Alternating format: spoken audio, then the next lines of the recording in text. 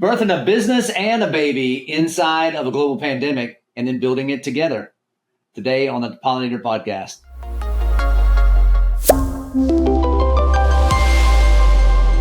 All right, so I want to try something a little bit different. All right. How about we start off with you two just introducing yourselves and tell us what you do and what your business is all about. Okay, perfect.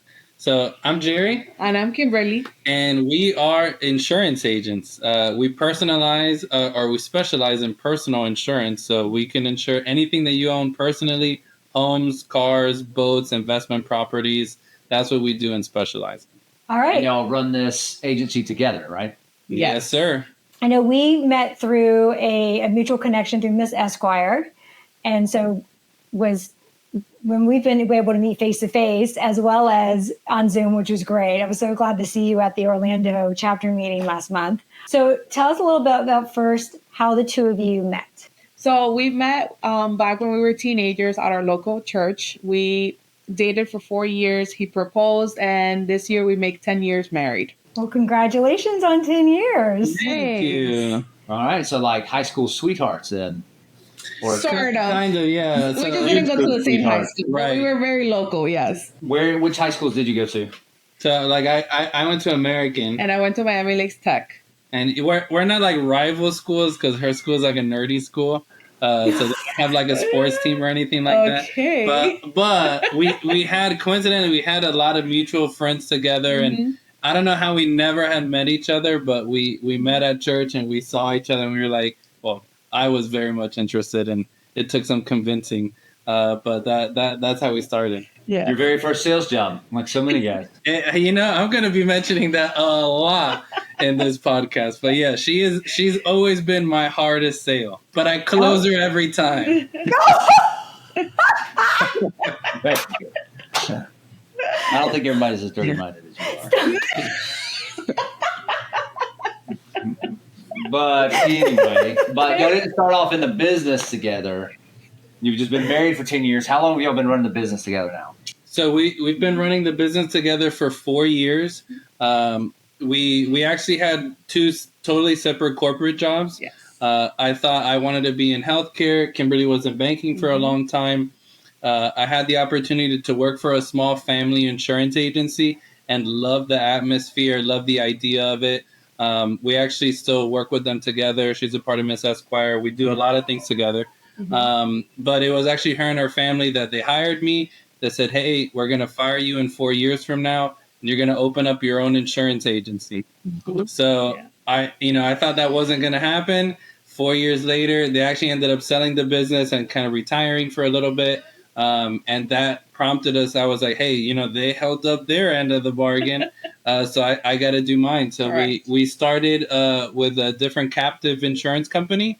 And I needed 5 people to start on my team.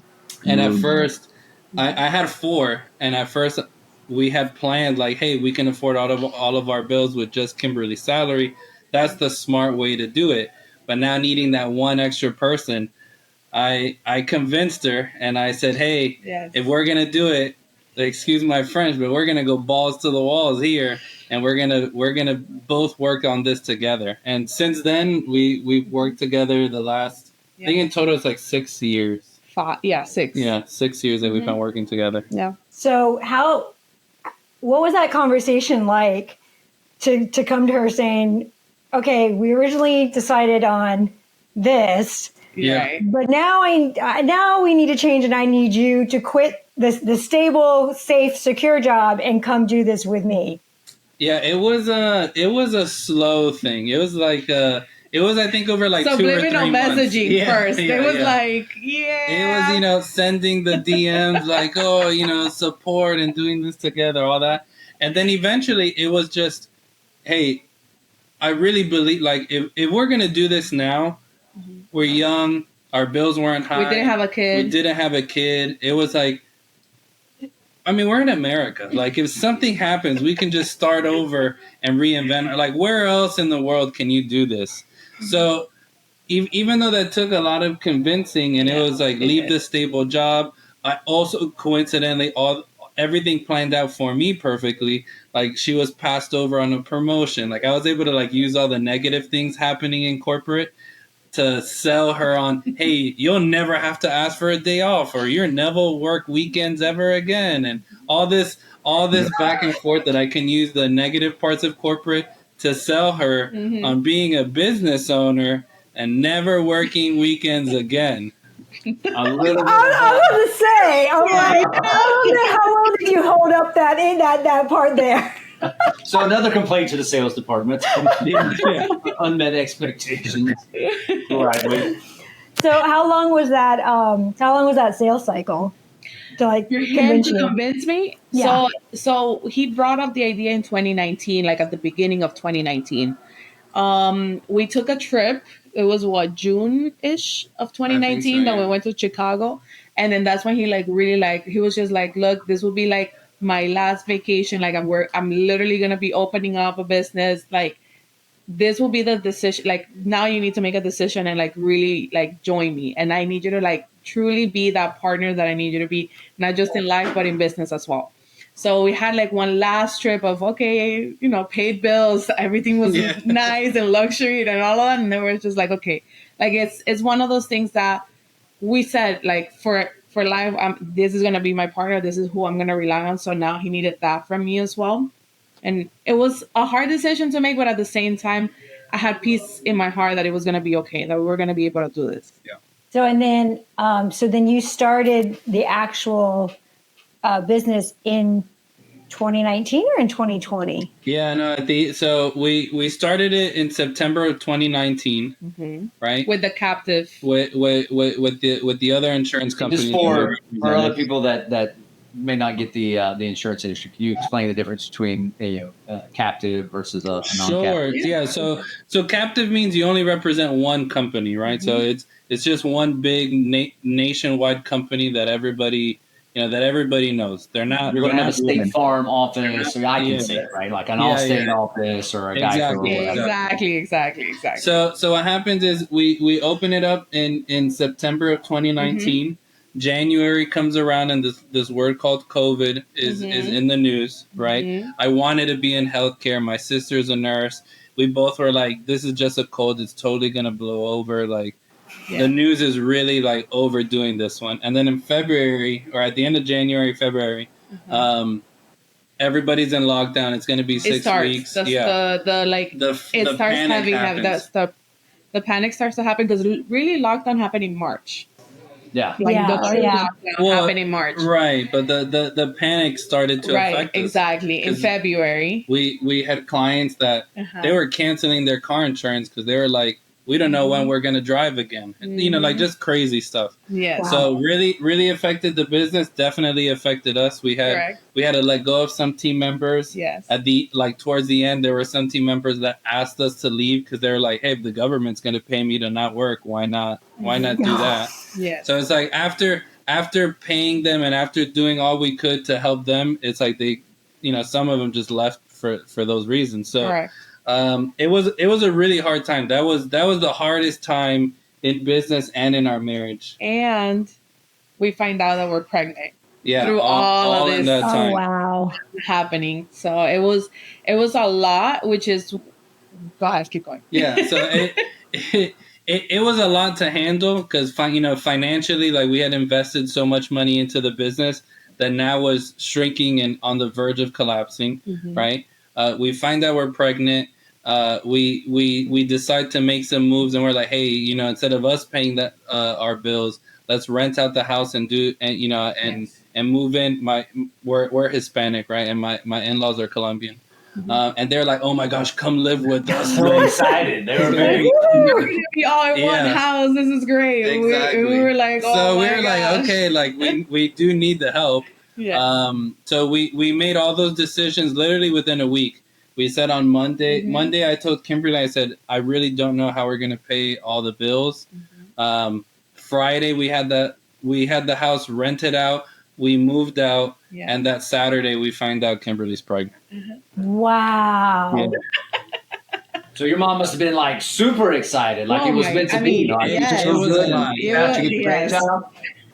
Yeah. She was, I mean, to this day, obviously, he's the only grandchild on both sides, so he gets a lot of attention, a lot of spoiling. But yes, it was the joy that we needed during those dark times. For sure. Yeah, Wow. we say that a lot, even though a lot of people have that same reaction, like, oh my gosh, that sounds like a lot. Mm-hmm. But we really had so much joy during that time, and it was so nice to go through that experience. And like I mean, it was COVID, right? So it's not like we were all working a ton, because we couldn't. Yeah. But it's like we spent so much time like thinking about names and like things that you know. I feel like some people don't have that our perspective opportunity. was like we were able to focus on other things and not so much on the negative. Yeah, right. That it was a blessing at the perfect time. Yeah.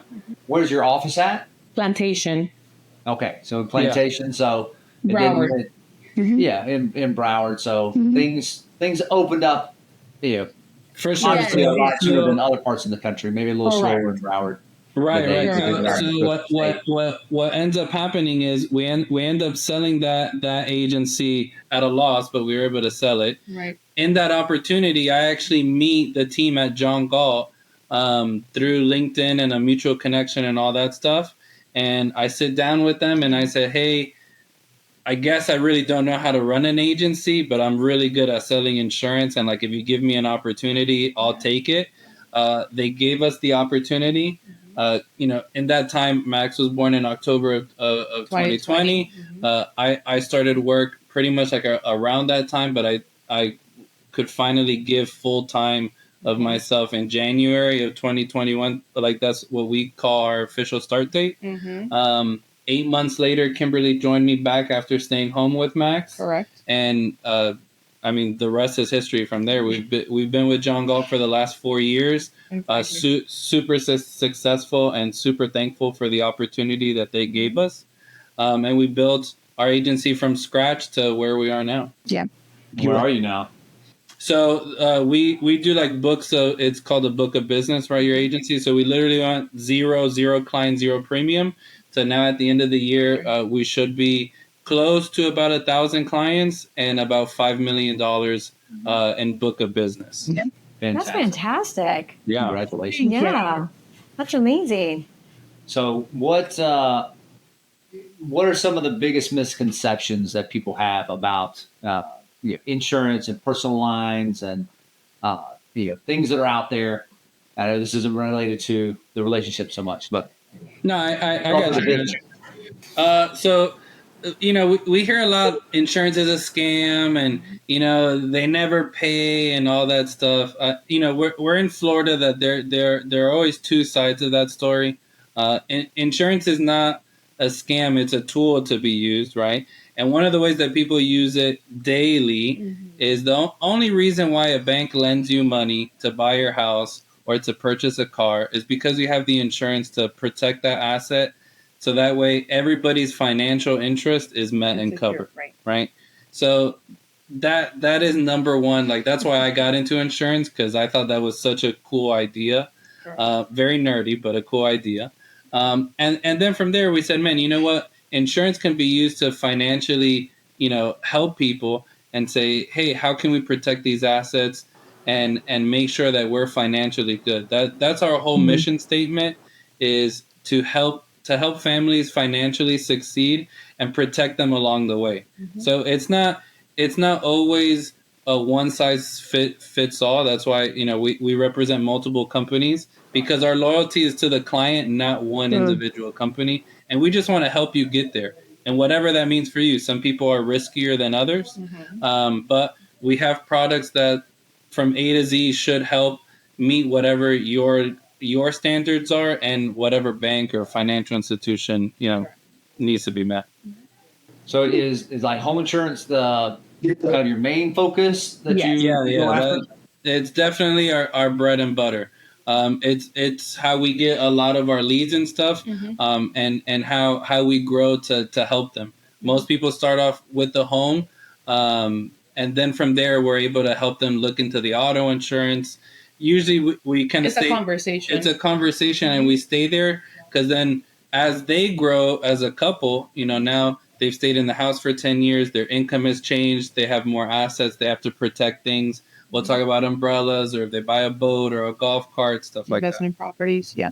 So what would you say is like your biggest competitive advantage to, one of the big national brands that Sure. people Well, with the recognize fact from the Super that we Bowl? have options. So let's say that your current policy went up because everything goes up, just like how eggs all of a sudden have gone up, right? So it's just one of those things that we're able to review your current policy. We reshop it with all the carriers that we have. So we currently have 50 carriers that we put the information in. From those 50, depending on the age of the property, where it's located, it narrows down. Maybe it goes from 50 to 10. And then from those 10s, I'm able to provide you all these options. And you say, okay, Kim, my needs are here. This is the price that I'm comfortable with. This is the price that my mortgage is going to allow with my escrow. And that's how you guys make a decision on what is going to be best for you. And using that same egg analogy, because I was at the grocery store the other day and they didn't have the eggs that I was looking for. It's not you, the individual, having to go shopping for the eggs. Right. We search for the eggs and we bring it to you. Correct. And we say, hey, which ones do you want? Do you want organic? Do you want pasture raised? Mm-hmm. Do you just want the cheapest white ones? That's fine. We got them all. Where the difference is, a lot of the time where people are having to go online, not understand what's going on and what's being offered them, and then choose it. Yeah. And what we find 50% of the time is they choose the wrong thing, and there are consequences sometimes before even getting to the claim part. But once the mortgage sees it, it's like, hey, that actually doesn't meet our requirements, so we're going to penalize you and force place insurance or whatever the situation is. But that's the other good thing, is because we represent those companies, it's not the clients that have to go to each one. That's our job. Right. Yes. Yeah, because we work with attorneys of various types, and that worked all around, and it's very eye opening when you start to see like all of the different riders and exclusions, and what's in your policy, what's not in your policy, and like what people think they have full coverage on their car, but they really don't have any. There's no such thing as a full policy. Yeah. Correct. Yeah. Right. And like that's a huge thing. And then like, I can't remember what the stat was, but just like the number of people just driving around with the bare minimum, like or no insurance at all. There's a lot here, especially in Florida. Yeah, especially South Florida, that there's people that either they can't afford it or they just choose not to, and they're driving without insurance. Yeah, the last time I saw that statistic, it was 30 to 40% of all Florida drivers either have no insurance or are underinsured. Yeah. Oh, I believe that. Yeah, and so that would be just like the you got to have the PIP, and you've got to have a little bit to cover. Yeah, your bodily injury. The law is a little confusing there, because the law says you need to have PIP PD, and that's the law to keep a car registered. Like that car shouldn't be moving; it's just supposed to be parked. But that's what people get away with, and they drive around with that. And then you get into an accident. There's no bodily injury coverage, and then lawyers get involved and all that fun stuff. Oh yeah. Yeah, and it can get kind of nuts. But back to the married part. Yes, thank you. So you guys are working together. What are the different roles, and how did you determine like who's taking what responsibilities? Sure. So we naturally, I think, take on specific roles. Kimberly's a very structured process person. I'm very not structured. I like to do a lot of things. I can't sit down in one place. I'm a big vision person. So I think with that, naturally, even though we went at the early stages, we went back and forth on a lot. And it was like, hey, why don't you try doing this and see if you like it? And then it's like, oh, I don't like doing that. You try doing it. So that we kind of played all hats, and then we assigned hats, and then we learned, hey, either you're not good at that hat or you don't like doing the hat, so I have to take that back. Yeah. So it's kind of a balance, but I play the big role. Kimberly likes to say, like, I'm always the big happy boss when I walk in. Like, I hear all the good news and all that. Correct. And I love celebrating things. So it's like, oh my gosh, we hit a goal. Let's take everybody out to lunch and all this stuff. And I'm more structured. I'm more like, okay, we have things to complete. I'm more task oriented, as people will say. So, like another thing that throughout this growth process of 4 years with the company, we have two locations, corporate and our agency is located in Plantation. So one of the reasons why you earlier like, oh, you guys are together is because sometimes he's not here in the office. He has to do, I don't know if you want to talk about that. Yeah. So not only am I an agency owner, I'm also an executive for John Gall corporately. That also helps with the hats and what I do. Exactly. So it's just like, which is one of the things like, oh, we're not going to work on weekends. It's like, weekends we try to structure and say, okay, what's going to happen for Monday through Friday. And obviously on Sundays, we call it like, or we got to recenter ourselves and reset on Sunday nights and say, okay, what is going to happen throughout the week? And then again, we assign those things to each other. So it's a continuous assigning of, okay, how are you going to handle this? And how are we going to handle this together when you are here? I think we've tried something like that, and sometimes we kind of stray away and then we try to come back to it. But like those Sunday night planning sessions, tell me a little bit more about that. Sure. So you have to upgrade your calendar about every year. But we have, because I'm very structured, right? So I'll take this one. So we had a board like a whiteboard calendar. It wasn't big enough anymore. So now I purchased an electronic one on Amazon. Where not only whiteboard, like a giant display. I used to have one that I would write on manually, right? But now I have an electronic one that fits more information in on one day. So it's now I can do it from my phone. He does it on his phone, and we can both see it. And at home we have one that is literally electronic. We touch it and we plan out what things are going to happen and how they're going to look. Yeah. So like, I'm still trying to picture this. So it's like a calendar, like an electronic screen on the wall. Yeah, like a big picture frame, like a big iPad. Frame, yeah, like a big iPad. But it's only a calendar. Yeah, interesting. Yeah, we still have a whiteboard that's a calendar, and I still have I have color coded markers. Exactly how it was. You're obviously not detailed. Apparently not, here's the thing. We have our work calendar on Outlook, and I also have his on my Outlook as well, so I can see both. Right. Then I have our personal one on my phone. Then I have the dry erase one in our kitchen. Mm-hmm. So I have multiple. Shannon, I'm going to send you the link because now imagine, because that's how I was. Now imagine all that in one. Okay, yeah. It all comes together. Yeah, and it'll say like personal work and stuff like that. Yeah. She does still keep like a paper book just like in case. Yeah. Like in case we're out. And you know, like if we have lunch and you're like, oh, let's meet again. She writes it down. Yeah. So that way at home, if she didn't do it on her phone there, we know, hey, we got to check at the end of the day. So what we do is on Sundays, we check the whole week. And we kind of do a zoom out and say, hey, your Thursday's looking really busy. Make sure you got this going on, whatever. Every day things happen. So every morning when we wake up, we wake up before our son wakes up and we go to the calendar and we press it and it shows us like, okay, here's all the things you have to do. Yeah. And we kind of review it and say, hey, don't forget this, look at that, give yourself It's just time. Holding each other accountable. Yeah. Yeah. Nice. Yeah. We also, how early do you guys get up? I'm just curious. I'm up. He's way before me. I am up way before Kimberly. And I love sleeping. I'll say that. I was the sleeping person before where I was sleeping on Saturdays and stuff. I don't do that anymore. So I'm up at 5 a.m. I'm trying to push it to 4:30, but every time 4:29 comes, I'm like, I'm just going to snooze it. Yeah, you're usually up at 5 or you're walking out the door like at 5:15 to go on your walk. You get back around the 5:45 mark. No, I'm 6. I usually try to do a 30-minute walk if I can. And if I have to get straight to work, it's straight to work. But by 5:30, I'm already like working. Yeah. Yeah, he's up at 5. So on Mondays, I get up at 5, and we do from 5:30 to 7. We sit down and we just work on our business. Yep.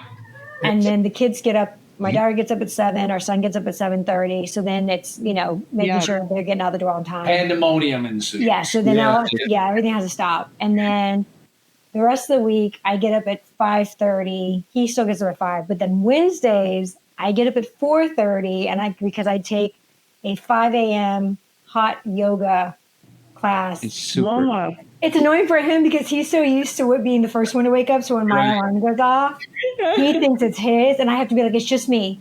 It's just me. And I tell him the night before too. Remember, I'm going to go to 5 a.m. yoga, so don't work up. It doesn't work like that. Once we're up, we have to be up. Pretty much. Like if I don't know where it is in that whole like sleep cycle, circadian rhythm kind of thing, and it's like if I just hear and she changed her ringtone so it's different, right? Yeah, like mine. Yeah. And so now I'm kind of like, oh, okay, go back. And so it's never really like full sleep. You're kind of in like that half asleep. Yeah, which, yeah. Sometimes you get good creative thoughts there. Correct. In that little state of mind, but yeah, it was weird getting used to. But it's funny because he gets his alarm goes up at 5. I hear it, but I just go right back. I just lay there and I go back to sleep till 5:30. So you're just used to ignoring me all the time. Okay. So here's my question, and I had to change it because Kimberly was waking up. Kimberly really can't just go back to sleep. So I had to change my alarm tone. It's like a super soft, it's kind of girly, but it's one of those tones that if you're tired enough, you can hear it in your dream, and you're like, oh wait, I think that's my alarm, and wake up. But it doesn't wake up Kimberly for anything. It doesn't. It really doesn't. So what kind of sounds? Are you doing like a big? No. So Shannon just bought our daughter an alarm clock, and it's got that, and so now that goes off at 7, and I'm just like, because I need her to get up. Yeah. But the key to me getting up is it's like some classical little piano, but it starts quiet and then it slowly gets louder. Yeah. Right. And so I usually, one. yeah, it's the Gymnopy, I don't know, something. It's pre-programmed in, but it's like this, like famous classical. I stayed at a buddy's house in Miami not too long ago, and he's been taking piano lessons, and all of a sudden, like I was in the back, and he went into like practice, and then he started playing that song, and I'm just like, oh, I'm awake now. Yeah. But I charge my phone in the bathroom. Okay. So that I can't reach it. Yeah. And that was a habit I started doing in college because I can be a terrible snoozer. And but now I hear people talk about like, oh, my biggest productivity hack is, sleep until I get up, because, the more sleep you have or the better sleep you have, then the more productive you'll be in the day. And so I'm like, I don't know. Like it's like the wind just blows one way and the other. It's just like back to eggs. Eggs are now a superfood, and when we were growing up, it's like too many are going to kill you, and the cholesterol and all the stuff. So I don't know what it is. It's just do whatever. Like know what your goals are, know what you need to do to get it done, and then just align your life around being able to Exactly. get it. Yeah. I think, but we've just gotten in the habit of waking up earlier, especially, with kids. Like you have that quiet time in the morning to be productive before they wake up. Because I think it's something about once they get off to school, there is still that transition period of trying to like get back into like that focused mode and get back out of the parent mode. So and then by the time like office hours roll around, because even though we're working from home, it's just like, all right, now we're in meetings. And like, all right, well, that's the end of deep work. Right, exactly. Yeah. So I get a lot of like what I get done in 2 hours which is why I do it so early, uninterrupted. Like no emails come in through that time. Even though I'll push emails, I'll delay texts and get things ready, but by the time 9 a.m. rolls around, like our phones are blasting off right at 9. So, we're really strategic in that time. Usually what happens is I wake up, I do all the things I need to do for 2 hours. And all that work actually can get me through almost to like 11 a.m. where I don't have to be checking work and all that because I'm so far ahead of people that it takes people time to catch up. So what? Then what? Yeah, but it's one of those things that we just had to learn. Oh yeah, to do, because it wasn't just we like, haven't been oh, we're doing this agency forever. owners, let's do that. Right, yeah.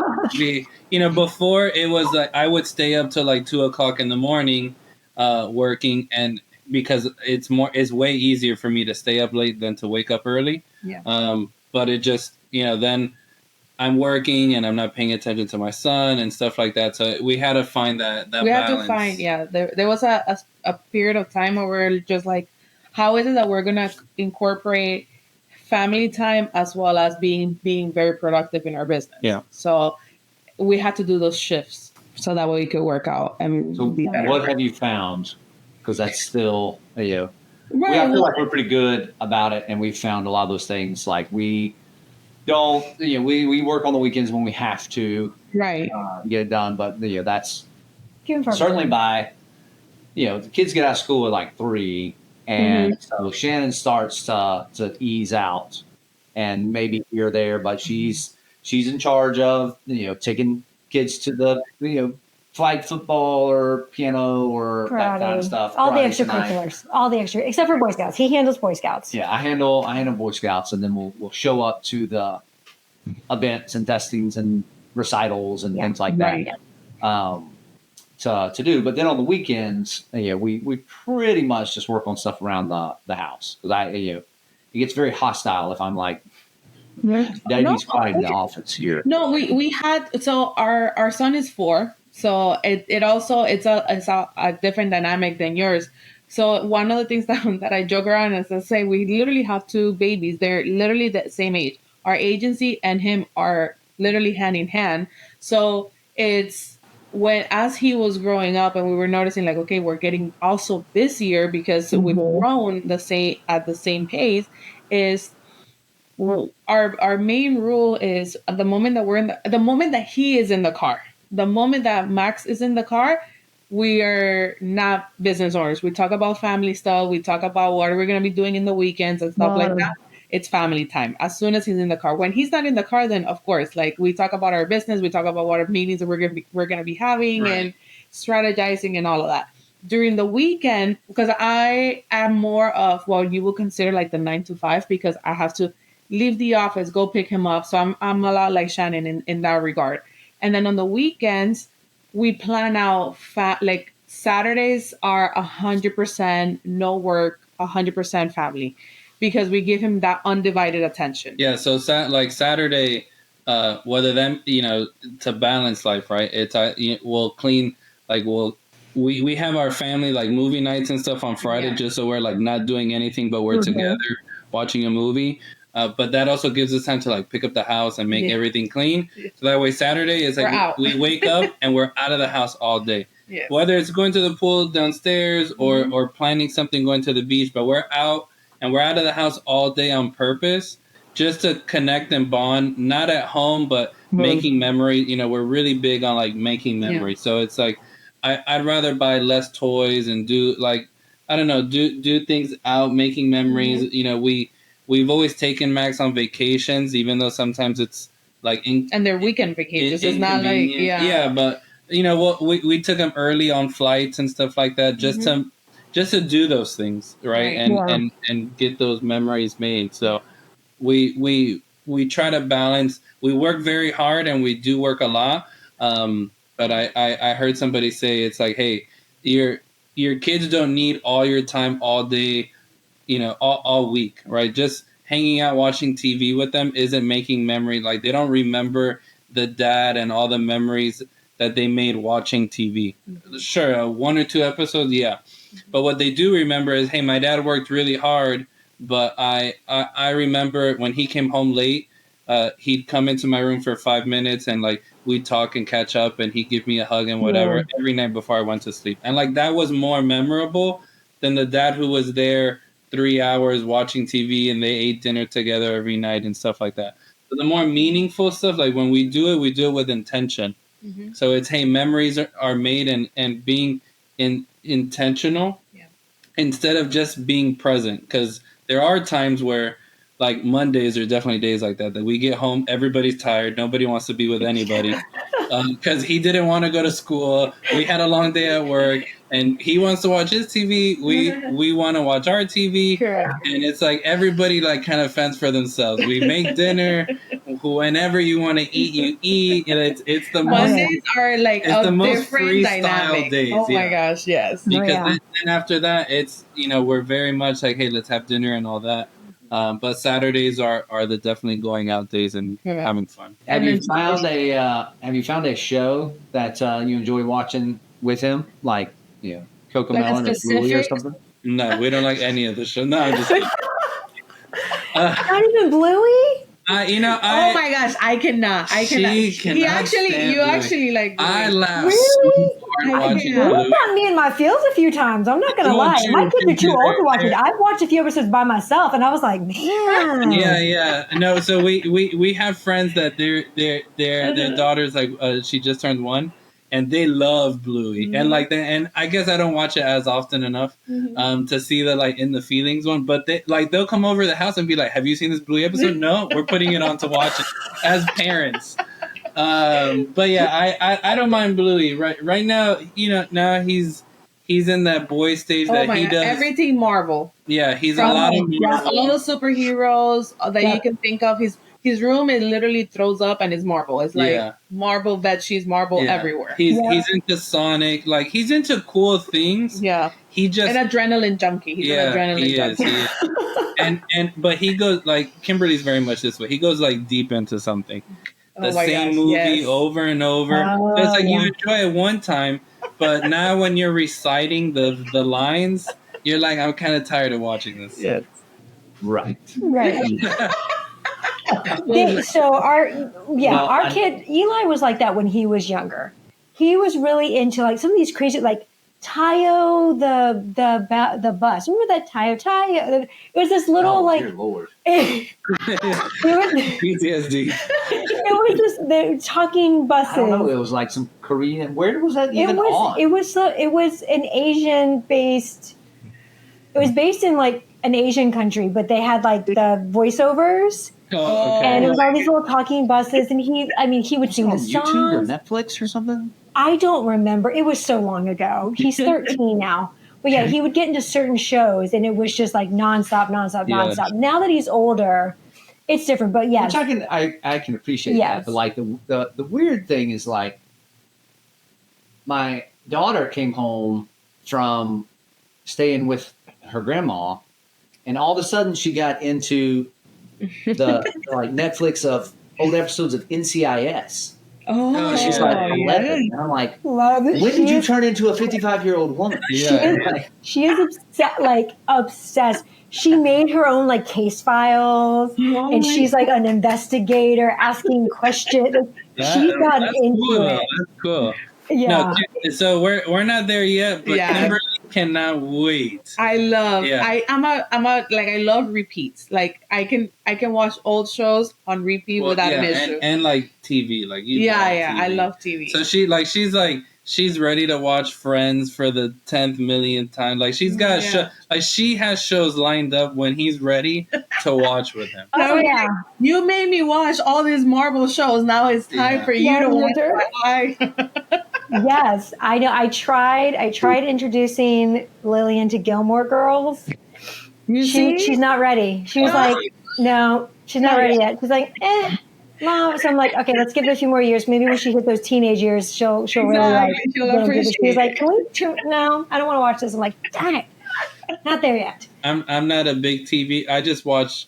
Well, I guess whatever Kimberly wants to watch. Like, I never know where the control is. I ask Kimberly and my son, I'm like, where's the control? And they always know where it is. we never had paid cable TV since we've been married, Yeah, except for when we first moved to Orlando, which was after like 13, 14 years into our marriage. they don't. We had it for one Gator football season. Oh, yeah. Because we moved up here in the new internet provider, and they're like, oh, you don't have to get a cable box. It's all like, it was basically cable, like basic cable streaming through the internet or something. Yeah. Yeah. So, but I could get ESPN, and that's where the majority of the Gator games are. And I'm like, all right, let's try it. It's $20 a month. Da da da.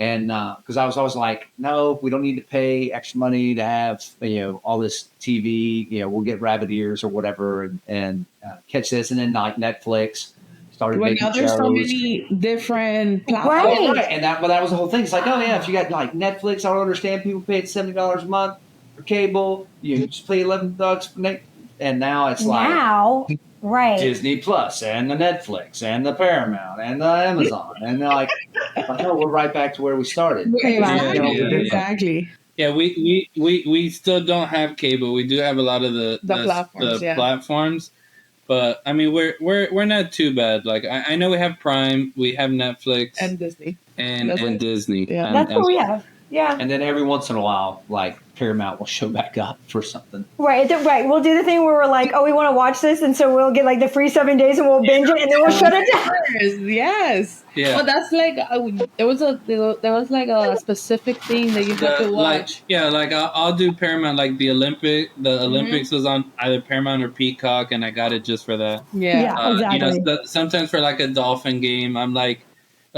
those are the best because sometimes it's like a Dolphin game and it's like for $3 you can watch the Dolphin game. I'm like, heck yeah, $3 for just today. I don't need $10 for the month and then you forget or whatever. Yeah, and then a year later or whatever. I think that's how I actually got to watch Tombstone though. I think I came home and like, how did we get Peacock? And they're like, oh, it was cheaper to get Peacock for the month than to rent this movie. Well, no, it was all 3 movies. Yeah, like the trilogy of The Hunger Games. It was a Hunger Games trilogy. It was cheaper just to pay for the month than to rent each one individually. Yeah. And so it's like, all right, we've got Peacock. It's like, oh, well, while we have Peacock, let me just go ahead and. Yellowstone, you mean? Yeah, Yellowstone. Yeah. What did I say? You said Tombstone. Tombstone, yeah. Wow. Oh, there you go. Oh, yeah, okay. you had to binge watch it then. Yes. Yeah, well, we ended up taking like an extra month, I think. Yeah, we did, but still, that was fine. Nonetheless. But I know we've gotten way off your TV track. No, we're really talking about marriage now and like the business and how things interact. But So John Galt is like a corporation. So, and then you're a franchise of it. So it is a franchiser. Okay. Yeah. Mm-hmm. So I'm just wondering, like, how do they already, trying to thinking in my brain. So, because I'm not really super familiar with franchises. I mean, I kind of sort of know. They have like the basic kind of setup, but then do you ultimately decide how you want to run your business, or they have all these guidelines? Like, how does that work? So what happens is they provide us the platform to sell insurance, right? Okay. They show us how to use their like management system and stuff like that we do have to use. So that's a 2-week training, and then we have what's called the $1 Million Producer Training. That's how they know it's a proven system, like just how to, and it's all building relationships, right? Because sometimes business, sometimes talking to business owners and stuff, it's very like black and white and, hey, I'm only talking to you to do business, and then that's it. Like nobody wants to do business with those people, Right? But when To you're not be transactional. exactly not be transactional, and sometimes that's really hard to be, especially growing from scratch, because you kind of need transactions, right? Yeah. So what happens is they train all of us how to how to say it, who to say it to, when to say it, and it's all about building relationships, and that's something that we wanted. That's how we wanted to build our business, and we weren't taught that. We were taught buy leads, do this, just very transactional, and we were terrible at it because that's not what we wanted to do. That's not how the agency I grew up in Correct. did things. Exactly. We like how when I saw you in Orlando, one of the things that I told you is like, I'm not gonna be. Not everybody's gonna go with my personality, and I've had to learn that that's okay. Like, it's okay for me, like, okay, you don't like me, you didn't like how I said a few things, you may not like my background, and I have to be okay with that. It's a tough pill to swallow, but now I have learned to mingle and be with the people that will lead to having a relationship, to have that, to go deeper than just the transactions are going to come, but you also have to build that relationship, so that way it doesn't feel like it's just transactional, because I'm not like that. Yeah. I'm more of a people person. I do lead with my emotions. So those are the things that I've had to use to make it better in what I'm doing and I proceed with business también. Yeah. So, sorry, two. I Yeah. think in Spanish and then I talk in I English. know. I'm always like, I feel like my brain sometimes is going faster than my mouth, and I'm like, I have to get all my thoughts together, Yeah. like vice versa. So what they've done is they've given us a platform and everything that we know works. The way that you're able to be a franchise owner, it's actually, you can't just purchase an agency, you have to build one. So they totally believe in sweat equity is what we call it. And it's, hey, you got to go from 0 to 1.5 million. Yeah. And that allows you the right to we call roll into a franchise owner and become one. And then from there, it's, how do you get to whatever your next goal is? The company, John Gall is really big. Our COP is really big on changing people's lives. His whole thing is, can I change 100 agency owner lives to hit a $10 million book of business that should generate the agency owner about $500,000 in reoccurring revenue, right? And that is life-changing amount of money. Like, most people just are trying to get to 100,000, and we can do that, 5 times pretty much in less than 10 years. Just working hard and building a team, building relationships. It's not easy. It's definitely not easy, but it's doable. They help us and give us that platform to do it. And then, so now, and how many are on your team currently? 1, 2. With us or without us? Without you. Oh, okay. With us currently for the 28th of April, we're gonna have one more, so we'll be a complete team of 5. Yeah, and then who knows? Yeah. We had somebody reach out to us and said, "Hey, I'm thinking about doing this, maybe in the next 90 days." So we may have another person on our team in the next 90 days. So then another thing that is like really good about the franchise is that the team of 5 that we consider ourselves sales agents only, in the sense of we're the ones that are doing the policies and all that. When it comes to the service part, which is where the franchise comes in, right, that you pay your fees and all of these things, is that they have a service department that handles everything after the sale. In other terms, what does that mean? Like, when there's a mortgagee change, the family that we did an auto policy now decided to add on a different car, that wouldn't be us, because you were not creating the policy. It's just an add-on thing. So that would be the service departments, and the service department, which is in corporate, which is something, another thing that he handles, is there for that specific reason. So it gives the agency that breathing room to keep growing and not focus on the paperwork. Right. Yeah, there's a lot of paperwork with insurance that, even though we're the face of it, and you can say, "Hey, Jerry, I just bought a car." No problem. I'll take the information. I pass it to my service team. Exactly. They take care of it. They let us know. They let the client know. We're good to go. Like, it really didn't take up a lot of my time while we're trying to build and keep growing. So now, within your office, with your team, with you two running the business together, how are the decisions made? Sure. How do you guys manage your team? Well, that's the part where I'm more on the manager role, if you want to call it. He is more like putting the plan into action, the opposite. He's the fun parent.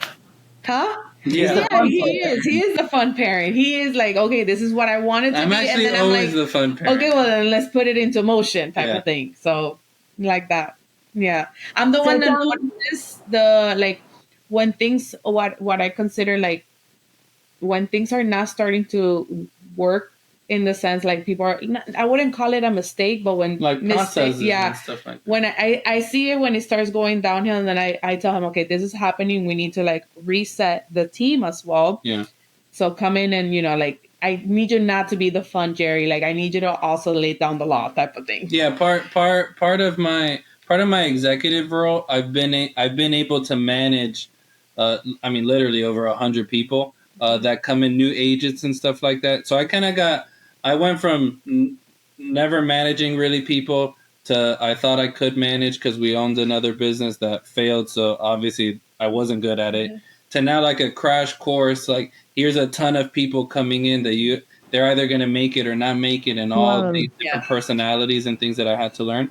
So I was able in over 2 years really learn how to manage and build relationships as team members, which is a totally different dynamic than a client and things like that.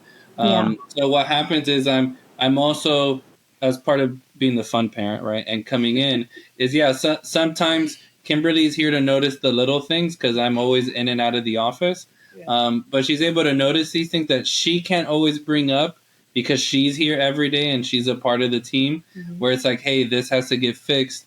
And now I have to think about, okay, how does this person communicate? How will I say it? The message that they receive, how will they receive it? You know, even though I'm the fun parent, like sometimes I have these conversations over a coffee or over lunch or, you know, in a different environment to make sure that they get it in a positive way. Because before, and even when it's us two, like as husband and wife, if it doesn't work out, you can just yell at each other and, you know, like it's going to get resolved because we got to go to sleep, right? So it was easy, you know, and you know my family's Cuban, her family's Colombian, so we could get loud really quick. Yeah. See, we don't even have the Latin excuse. We're just loud. We do because it's happened. Like as we were building the agency, sometimes people would be like, "Man, are you guys okay?" And it's like, we're just fine. What happened?" And they were like, I don't know, like you guys are just yelling at each other, and it's like, well, I mean, we're husband and wife. What do you want me to do? No, we're just Just very passionately passionate. working out our disagreements. I like that. We're passionately working out a problem. So I think that's fantastic. And so obviously you're on a great track, and I appreciate y'all taking time out of the afternoon to be here and share some of the story and how y'all came together with this. And I'm sure a lot of people that will be listening will get things out of it. And Chen has One final question, because we like to ask every couple. Got it. What advice would you give to another married couple who was thinking about running a business together, maybe one coming into another's business? or starting something. Or from starting something. scratch. Yeah, exactly. Yeah. So one of the things that I've even now that when I say, oh yeah, like Gerry's my husband, like he's not just like, it's not a random dude that I'm doing business with. Like he is my husband. Like we see each other 24/7. They always say, oh, I would not be able to. And I always lead with, no, yes, you can. Like you chose to be with that person for a specific reason. You're always learning from that individual. You're growing with that individual. So now you just have one more thing to focus on and to learn from it and grow together. So I always say, do it. There's going to be crazy obstacles. There's going to be something completely different, a completely different dynamic, but it is doable. It is fun. And you learn new things about each other and you want to grow with that person. You don't want to let the business get in the way of because this is your core. This is how it all started. So you're not going to let a business decision get in the way. Right. Yeah, and it's funny when we hear people say that, it's like, well, you didn't say I do to be with that person 2 hours at the end of the day, every day. Like you married that person, like you can do life together every day if you chose to. But on the flip side, my advice is remember that this is your partner in life and business partner, but you're not both of those things all day, all the time. As the husband, and you know, Kimberly always throws, well, you're the agency owner. As the husband and the business owner, it's very easy for me to always like talk work and growth and all this stuff, because that's the role a husband naturally takes as the provider and always thinking and moving and I gotta grow and all that stuff. Right. But you know, my wife still has that connection need that we, you know, on Fridays when we have like the movie night, it's no phones allowed. Yeah. Right. It's easy for like I'm always on my phone. I'm always answering emails. The like sometimes I wear 2 watches. I wear like a regular watch for the time, and then a watch to tell me when my next meeting is or texts that are coming in. Like it's that busy as a business owner. But you have to purposely give each other that time and say, hey, you know what? If you no matter what, you need once a month date night. Right. If you can afford it, do once a week date night and just have that reconnect that you don't talk about work, but it's like, hey, like, how are you actually doing? Because even though we work together all day, every day, I still ask her, hey, how was your day? Because it's a different, her day, we could be in the same office all day, but her day was totally different from mine. And sometimes actually listening and saying, oh man, I'm sorry that happened to you. Like, obviously we can control it, so let's work on this together. Or personally and say, hey, what's going on? Hey, I'm a little stressed. I would love to have like a girls' day. Okay, well, let's plan one that you can do this month with your friends, and I can take Max and do a boys' day with him. But if you don't have that communication, communication is key. you're just going through, like, you're just kind of going through life through the motions. And as a marriage, you feel that, and I think that's what breaks up marriages, is just going through the motion, and then a year or two has passed, and you're like, hey, you know what? Like, we don't even talk anymore. Like, I don't know you. I don't feel like I know you anymore, because it's been that just cycle of going through the motions. And I think it's important to connect and understand as partners in life and business. That's fantastic. Yeah, no, that's great advice. Well, thank you all so much for being here. Yeah, thank you guys. Thanks for inviting us.